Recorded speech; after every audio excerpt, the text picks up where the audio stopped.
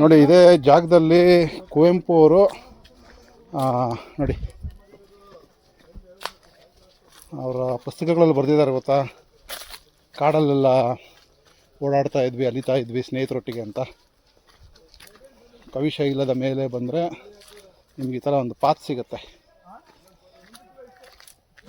ಇದೇ ಜಾಗದಲ್ಲೇ ಓಡಾಡ್ತಾಯಿದ್ರು ಕುವೆಂಪು ಅವರು. ನಮ್ಮ ಸೌಭಾಗ್ಯ ಇಲ್ಲಿ ಓಡಾಡೋವಂಥ ಅವಕಾಶ ಇವಾಗ ಕೂಡು ಬಂದಿದೆ. ತುಂಬ ಸಲ ಪ್ರಯತ್ನ ಪಟ್ಟು ಬರೋಕ್ಕಾಗದೆ ಕೊನೆಗೂ ನಾನು ಜಯರಾಮಣ್ಣವರು ಎಲ್ಲ ಇಲ್ಲಿ ಬರೋವಂಥ ಸಂದರ್ಭ ಒದಗಿ ಬಂತು. ಇಲ್ಲಿಂದ ಮುಂದೆ ಹೋಗಂಗಿಲ್ಲ, ಮುಳ್ಟಂತಿ ಹಾಕಿದ್ದಾರೆ. ಬಟ್ ನೀವು ಅವರ ಆಟೋಬಯೋಗ್ರಫಿ ಇರ್ಬೋದು ಅಥವಾ ಸುಮಾರು ಪುಸ್ತಕಗಳಲ್ಲಿ ಹೇಳ್ಕೊಂಡಿದ್ದಾರೆ ಗೊತ್ತಾ, ಕಾಡಿನ ಸುತ್ತಾಟ ಅಂತ. ಅದೆಲ್ಲ ನೋಡಿ ಇದ್ರೊಳಗಡೆ ಏನು ಬರ್ದಿದ್ದಾರೆ, ದೊಡ್ಡಿಪ್ಪೆ ಮರದ ಹೆಸರು. ಇಲ್ಲೆಲ್ಲ ಓಡಾಡ್ಕೊಂಡು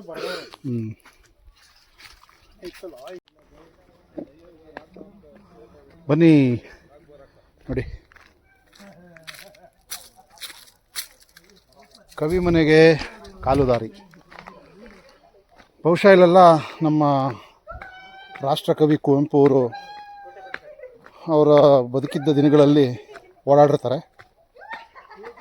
ಸೊ ಅವರ ಹಾದಿಯಲ್ಲೇ ನಡ್ಕೊಂಡು ಹೋಗೋಣ. ಅವರಂಥದ್ದು ಅಂತೂ ಬದುಕೋಕ್ಕಾಗಲ್ಲ. ಸೊ ಅವ್ರು ನಡೆದಿರೋ ಹಾದಿಯೆಲ್ಲ ಹೋಗಿ ಒಂಚೂರು ಲೈಟಾಗಿ ಪುಣ್ಯ ತಗೊಳ್ಳೋಣ ಬನ್ನಿ.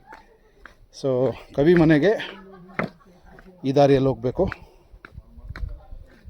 ಬನ್ನಿ ಹೋಗೋಣ. ನೋಡಿ ಕುವೆಂಪು ಅವ್ರ ಮನೆ ತೋರಿಸ್ತೀನಿ, ಕಾಣಿಸ್ತಾ ಇದೆಯಾ? ಇದೆ.